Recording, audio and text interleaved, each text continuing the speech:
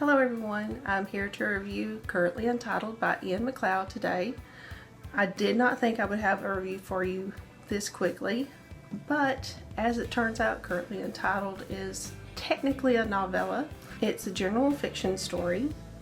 I don't normally get into general fiction, and I'll tell you why. Like a lot of other people, especially during the winter months, I have a little bit of trouble with depression. And I like to read science fiction and fantasy when I get in those type of moods because it's an escape, and even if it's dealing with darker stuff, because it's set just enough apart, you don't get even more depressed. When you're reading general fiction, there's not that break from reality, especially when you're reading something as believable as Currently Untitled is, and we'll get into that in just a minute. It can sometimes make things worse. So it was a matter of timing when I tried to read this, I believe during about February of 2014. It just was not a good time because I was really down in the dumps that year and I couldn't get through it, and I set it aside, and I came back to it. I was a little leery about going back to read it again, but it was much better this time and none of those issues. So it just goes to prove that sometimes you're just not in the right headspace for a book. Hold on to it, give it another chance sometimes. That said, let's get into the review. For the premise, the main character is a man entering his, I believe, 40s, and typical midlife crisis, and he's really well to do, and he has the ego that comes along with that sometimes, especially if you're a self-made man, and that ego really gets in his way if he doesn't receive just absolutely glowing praise. His ego takes a blow, and next thing you know, you're his personal nemesis. Typical narcissist. And because of that, it leads him through these different steps, and it just runs him into a lot of trouble. Like I said, not my typical type of plot, but it's absolutely believable, so I'm going to have to give this one 5 stars. Next, let's go to world building. You don't really need world building as much for a real world fic such as this one, especially one that's set during the present day.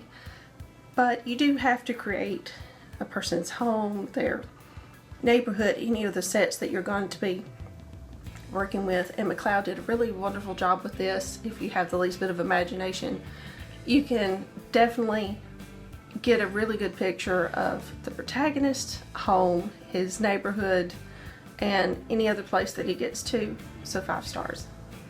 Next, Duse Machina doesn't really apply in this one, so we're going to skip that. Now, writing. As I said before, the tone is rather depressing, but this is supposed to be a critical look at the real world and some of the ills that our society can create just because of the types of personality that it tends to generate. So it's depressing, but it's realistic. Now, the real issue I have with the book at times is more a personal pet peeve. It's written in third person omniscient, and it's unlimited omniscient, which generally I hate. The only voice I can't stand more than that most of the time is first person. But McLeod pulls it off. He doesn't head hop, which is usually the problem you run into with third person omniscient, and the reason that I hate it so much. So he manages to pull it off without jumping from one head to the other so much that you can't get an idea of who he's talking about. Another thing, if you're the type of person who's going to get all bent out of shape about the least little bit of cursing, steer well away from the book. There's quite a bit of foul language in it, but the way it's used is absolutely believable.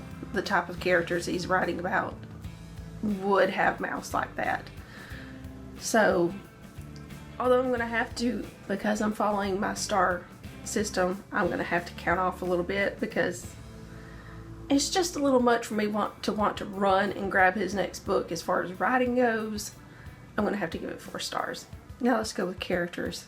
Both the protagonist, Angus, and not really antagonist, but the one that Angus views as his antagonist, Darwin, are immensely unlikable. It's a very bold move to make your protagonist somebody that your reader just wants to strangle part of the way through the story. But McLeod pulls it off, and I'll tell you why. They're believable. Everybody's run into at least one person who has absolutely no clue what they're doing, no skills, but they absolutely believe they're just the best in the world and they're going to pull everything off. And if you don't agree with them, you're just against them and forget you. And on the other end of the spectrum, we all know that lucky someone who has no clue what they're doing. They don't really have a drive to do anything. They just do something as a joke and it turns into gold. Or at least you've heard of them. But I'll tell you why it really, really works, especially for me, and it's the cast of supporting characters. They're all flawed, they're somewhat eccentric, but they're also funny and lovable, and because of the way they feel about both Angus and Darwin, you start pulling for those other characters just so you don't see these supporting characters upset, you know? So I'm gonna have to give the characters 5 stars.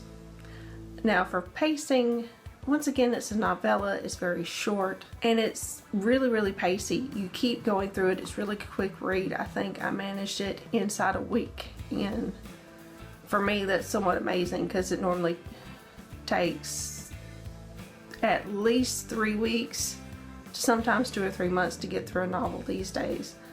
And I got through this in a week, reading for 30 minutes a day. The ending seems rushed and abrupt, but it's done for a reason. I don't want to give away the ending, but you're following along with Angus's journey, and for him everything from the climax on just happens really, really fast. So McLeod puts you in his shoes, and with the pacing of the story you feel that rush toward the end and then the sudden stop along with the protagonist, and that's what really makes it work. So I'm going to have to give the pacing and the ending 5 stars.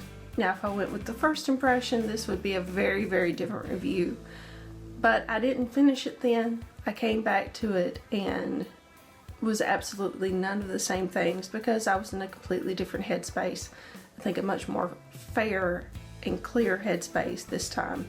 So before I give my final rating, which you can probably already tell because the way the stars are done down the side, I want to go over the translation of them really quick. 5 stars. I'm actively seeking out more works by this author and I will purchase them. If I give it 4 stars, I won't necessarily go out hunting for more works by the author, but if I come across something, chances are pretty good I'm going to buy it. If I give them 3 stars, it's competent work. I'm not going to go looking for it, and even if I do come across it, it's even chances whether or not I'm going to buy it. If it's 2 stars, it wasn't good, and chances of me repurchasing anything by that author are not good at all. If it's 1 star, it's absolute garbage, and there's pretty much no chance that I'm going to ever buy anything by that author again. If somebody came up and just started absolutely glowing about them and talking about how they were looking forward to their next book, I would be polite and bite my tongue, but I'm not going to go buy it. Now, you can't give this rating on a lot of sites, but if I were to give something 0 stars, it's because I absolutely could not finish it. It was either offensive or so badly written it's not really even in English, and I probably wouldn't be able to be polite enough to bite my tongue if somebody started going off about how great that author was. I would probably start laughing. So chances of that one are fairly rare, but it does happen, unfortunately, sometimes these days. So that all said, I'm going to have to give Currently Untitled 5 stars, partly because after the ending, I was seriously giving thought to going and buying the next one, but I also have 2 or 3 books still in queue waiting to be reviewed. I hope you enjoy that, and I'll have links below where you can get your own copy of Currently Untitled or find more works by Mr. McLeod. And I'll see you later. Bye.